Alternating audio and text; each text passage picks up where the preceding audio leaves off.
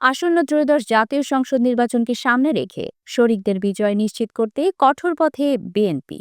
বিদ্রোহী প্রার্থীদের বিরুদ্ধে একের পর এক বহিষ্কার রাজনীতির মাঠে বাড়ছে উত্তাপ। এই নির্বাচনে বিএনপি শরিকদের জন্য ছেড়ে দিয়েছে মোট ১৭টি আসন। কোথাও ধানের শীষ প্রতীকে, কোথাও আবার সংশোধিত আরোপীয় অনুযায়ী শরিকদের নিজস্ব প্রতীকে ভোট হচ্ছে। তবে এই ১৭টির মধ্যে মাত্র ৪টি আসনে স্বস্তিতে রয়েছেন শরিকরা, কারণ সেখানে বিএনপির কোনো বিদ্রোহী বা স্বতন্ত্র প্রার্থী নেই। বাকি আসনগুলোতে বিএনপির স্বতন্ত্র প্রার্থীদের প্রতিবন্ধকতা হিসেবে দেখছেন জোট শরিকরা।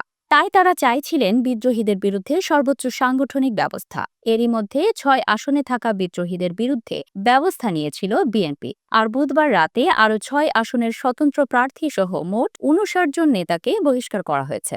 বিএনপি চায় না স্বতন্ত্র প্রার্থীদের কারণে শরিকদের কাছে কোনো ভুল বার্তা যাক, তাই শুরু থেকেই নির্বাচন থেকে সরে যেতে বোঝানো হলেও শেষ পর্যন্ত কঠোর সিদ্ধান্ত নিতে বাধ্য হয় দলটি। দলের ভাষায় দলীয় সিদ্ধান্ত অমান্যকারীরা বিদ্রোহী।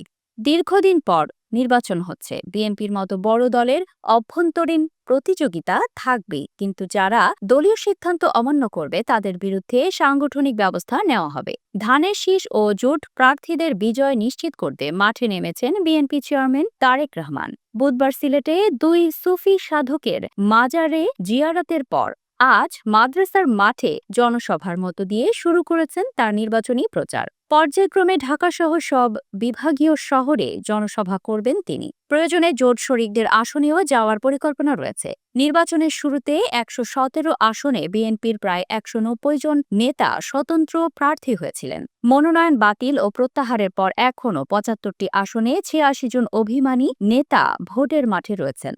এর মধ্যে শরিকদের জন্য ছেড়ে দেওয়া ১৭ আসনের ১২টিতেই রয়েছে বিএনপির বিদ্রোহী প্রার্থী। ঢাকা ১২, ব্রাহ্মণবাড়িয়া ৬, বগুড়া ২, পটুয়াখালী ৩, সিলেট ৫, নারায়ণগঞ্জ ৪, নড়াইল ২, কিশোরগঞ্জ ৫, কুমিল্লা ৭, হবিগঞ্জ ১ সহ একাধিক আসনে বিদ্রোহী প্রার্থীদের বহিষ্কার করেছে বিএনপি। তবে নীলফামারী ১, ভোলা ১, লক্ষ্মীপুর ১ ও ঢাকা ১৩ এই ৪ আসনে কোনো বিদ্রোহী না থাকায় স্বস্তিতে রয়েছে জোট। বিএনপি নেতারা মনে করছেন তারেক রহমানের নির্বাচনী মুভমেন্টে সারা দেশে ধানের শীষ ও জোট প্রার্থীদের পক্ষে জোয়ার তৈরি হবে। এর মধ্যে দিয়েই বিদ্রোহীরা নিষ্ক্রিয় হয়ে পড়বেন।